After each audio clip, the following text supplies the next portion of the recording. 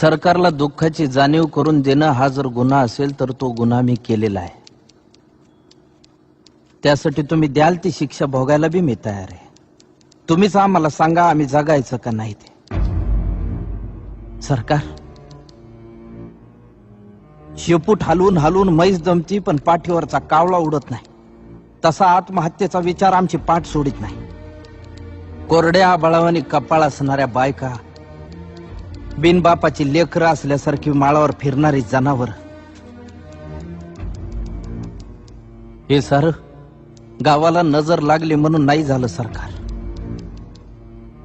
गावाकडं कुणाचीच नजर गेली नाही म्हणून झालं.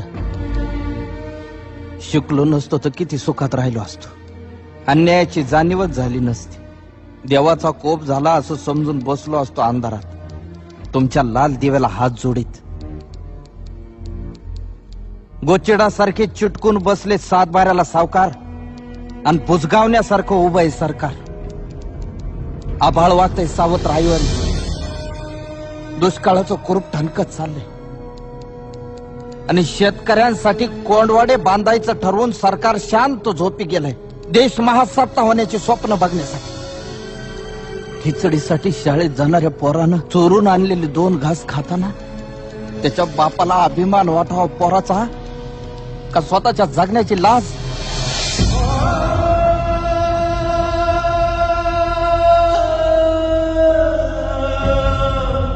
अजून अंत पाहू नका सरकार. शेताचा मसनवाटा झालेला आहे. ज्या दिवशी शेतमालाला भाव मिळत नाही म्हणून उभं पीक जाळतो आम्ही, त्या दिवशी तुमच्या नावानं सुतकच पाळतो आम्ही.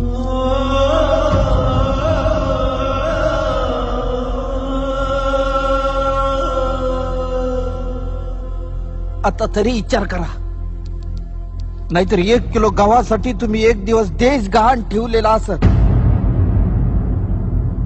त्या दिवशी ध्यान देऊन बघा, माझ्या पिंडाला कावळा शिवलेला असत.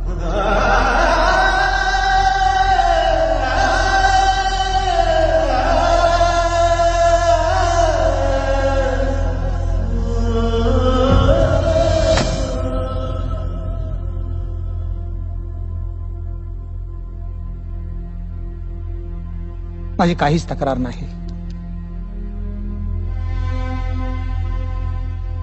पिकवणाराच उपाशी आहे. भूक माणसाला काही करायला लावेल.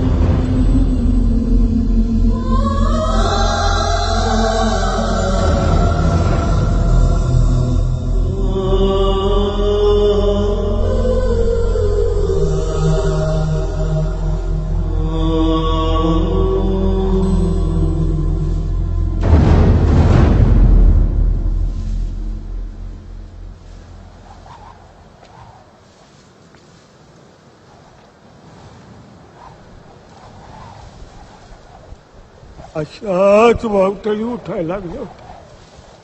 पाखरांचा आवाज बंद झाला होता. सगळीकडे चिडीचाप झालं होतं. सावध राहा रे, या टायमाला नक्की भूकंप होणार. आत्महत्या आणि हिंसा हे कुठल्याही प्रश्नाचं उत्तर नाही. समाज व प्रस्थापितांनी आणि प्रामुख्यानं शासनानं शेतकऱ्यांचं दुःख समजून घ्यावं व माणूस म्हणून त्यांचं जगणं मान्य करावं ही माफक अपेक्षा.